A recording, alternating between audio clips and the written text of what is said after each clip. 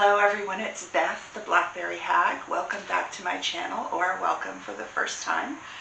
This is a dual purpose video today. A while back, a viewer requested that I do a video on the Norns, and this is before I did the channel name change and I was still the Witch of the North here.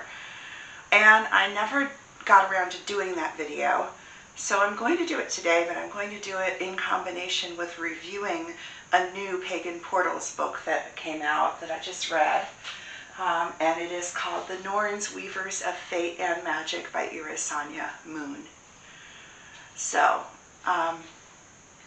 the Norns, first of all, are three women mentioned in Norse mythology. They sit at the base of the world tree, which is this gigantic tree that unites all of the worlds. And there's 9 worlds in Norse mythology, but we can simplify it and say there's 3 levels. There's the level of the gods, the level of men, and the underworld. And the tree unites these 3 levels, and then also all of the other worlds too. The tree needs tending though, and that is the role of these 3 women that sit at its base. They tend the roots of the trees, feed it with mud and water so that the roots are healthy. And they also, the primary source material they were written down post-Christianity, but we tend to believe that they reflect earlier beliefs. And those source materials tell us that these 3 women were called Earth, which means that which is already in place and cannot be changed, the things that have already happened. The second one is called Verdandi, and that's the moment of becoming, the moment that we're all in, the moment of decision where we can still change things. And the third Norn is called Skald, and her name means obligation, that which must be, and the obligation, that which must be, the unchangeable fate, flows from the other 2 Norns, that which is, that which we were born with, that which we never had control over, such as our family, circumstances we were born into, maybe multi-generational curses, trauma, that kind of thing that we were born into. Verdandi, which is the choices that we make, the things that we do that set in motion new things in our lives. But of course, they're also going to be affected by these things in the past that we have no control over. And then Skald, the fate that is coming to us as a result of what we were born with, what we came in with, and the choices that we made. So those are the Norns, and they are believed by most heathens, most Norse practitioners believe them to be a level above the gods, so that even the gods are subject to their dictates as far as fate is concerned. And they also are believed to be involved in decreeing the fates of man at birth, of humankind at birth, but also other races like the dwarves, the giants, the gods. There's believed to be groups of Norns, apart from the big 3 that sit at the base of the tree, groups of Norns that are involved in the births of basically all beings and decreeing their fates. Now, that's very basic. How they decree their fates in the source material, it tells us that they do this by marking on wood. They score on wood. And to me, this sounds a lot like runes, right? Sounds a lot like they are casting runes or writing runes themselves.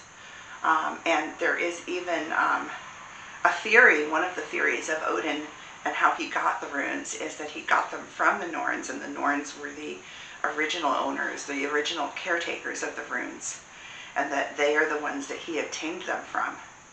So that's a basic background for you of the Norns as I've come to understand it in my 2 decades of being in the Norse tradition.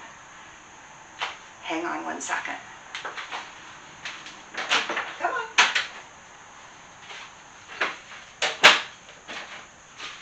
Molly wanted to join us. So I was excited to see this book come out, and I wanted to see, is it going to do justice to what I understand about the Norns? And of course, that's just my understanding after being in that tradition for such a long amount of time. Also, it was said in the, I think it said on the back cover, but if not, it becomes clear pretty quickly as you look at the book, that the author works with the Norns herself. And I haven't come across very many people who do that on a personal level, because they, to me, have always seemed to be rather impersonal beings. They are really gigantic, above the gods type beings. They are fate. I'm sure that if you're familiar at all with the Greek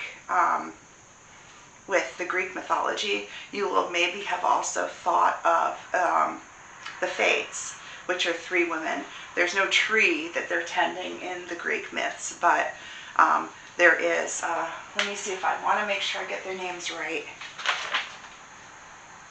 Clotho, who spins the threads of fate, Lachesis, who measures them, and Atropos, who cuts them, and she is the one who determines when someone's life will end. So my main quibble with this book by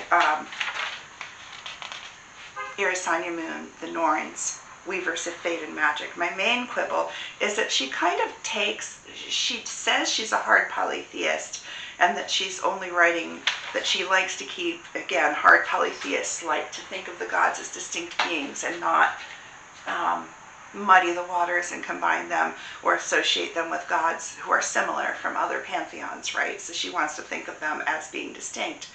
And yet, she is assigning them basically the roles of the Fates instead of the roles of the Norns at the beginning of the book. She later goes on and says, this is thinking of them as spinning or weaving is a poetic measure, and that's true.